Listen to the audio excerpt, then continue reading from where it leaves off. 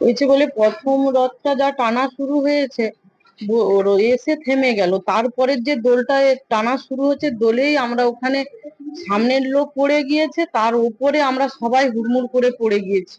আর ওইখানে একটা গর্ত আছে, গর্ত থাকার জন্য ওই গর্ততে হঠাৎ করে নর্মাল যাচ্ছি, হঠাৎ করে গর্ত থাকলে কি হয়, সামনের লোক তো পড়তেই থাকবে, তারই উপরে আমাদের উপরে অনেকে পড়ে গেছে।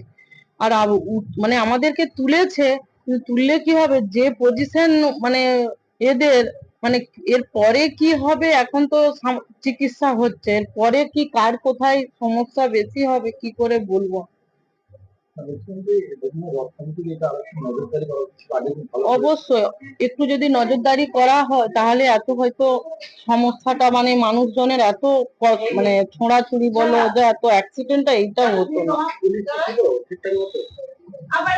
পুলিশ মানে ভেতরে আগে তো আমরাও রথ টেনেছি, কিন্তু পুলিশ খুব কমই ছিল, মানে আগে ভলেন্টিয়ার হিসাবে অনেক দিন পুলিশ থাকতো, কিন্তু সেই হিসাবে আমাদের চোখে মানে খুবই কম।